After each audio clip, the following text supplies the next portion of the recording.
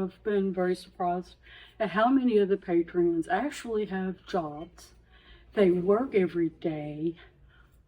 They just don't make enough money to afford cars, insurance, rent, because rent is just unbelievable here in Hardin County.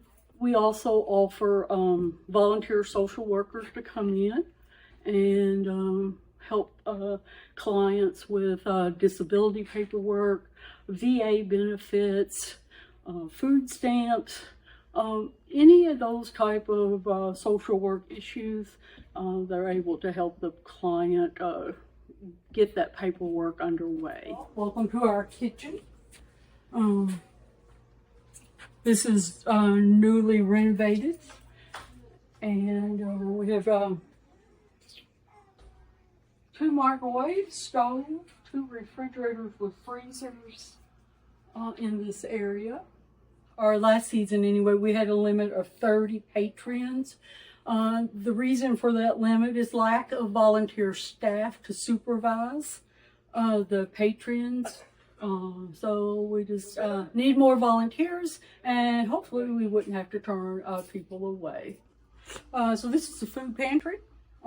We use the food in here not only to feed the clients that are here, but if anyone comes in needing a food gift basket to that's new in town or just whatever, we are able to give out a few food baskets in emergency situations. This is our volunteer room. We set a couple of cots up in here, and volunteers can take turns sleeping at night.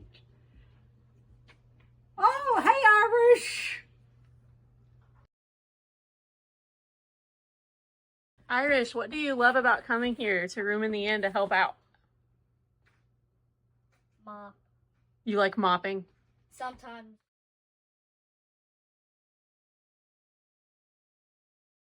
One of the patrons has asked for some Tylenol, so we do keep over-the-counter medications here in a secure location. Janice works for Baptist Health, so she's very comfortable administering over-the-counter medications. But there are also locked cabinets available for patrons who may need to store their prescription medications while they're staying. We're not using this down here. We do come down to get clothes, but we're not using this because we don't have the staff to cover 2 levels. We're short, because there's not enough staff. As Janice guides us downstairs, something really began to bother me, which I'm sure will bother you too as you've been watching this video. There are many spaces in the Room in the Inn building that are unoccupied and not being used currently. Sure, spaces like the one that you're looking at right now are great for storage, and storage is absolutely necessary, but imagine how many people could benefit from this space being opened up for overnight coverage. But in addition to overnight coverage, there is a huge need for people to process laundry, donations, and to fold clothes.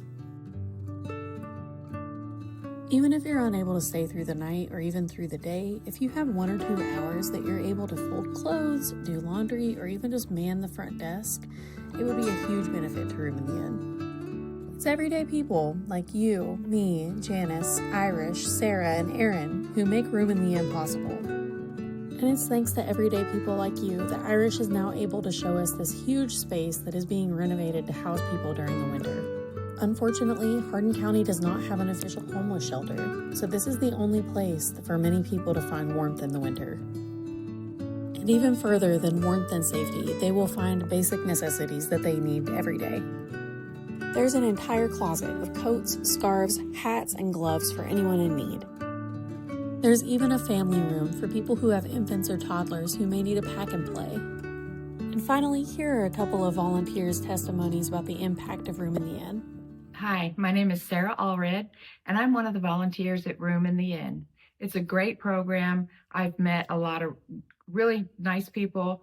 I met a lady who used to get their services, but now is back on her feet, and she is volunteering for them.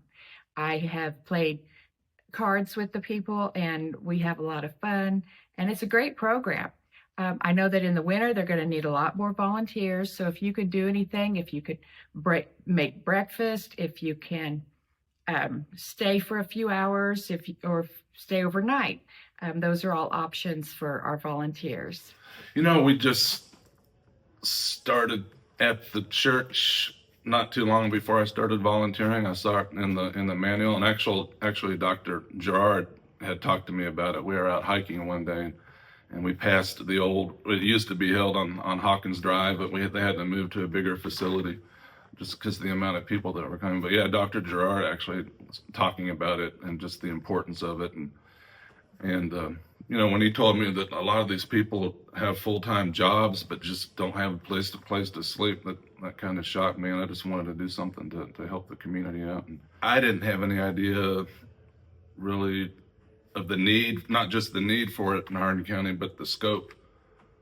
Because of the times I volunteered there, it's been packed. I mean, there's no beds available. It's not just people that are permanently homeless. I mean, a lot of the people are working full-time jobs, and just because of temporary situations just don't have a place to sleep, you know, and if they didn't have that, they wouldn't be able to do their job. So yeah, it really is important. But that's really what was eye-opening for me, just the amount of people in our community that need the help. If I can help one person per season, then it was worth all the time that I put into it.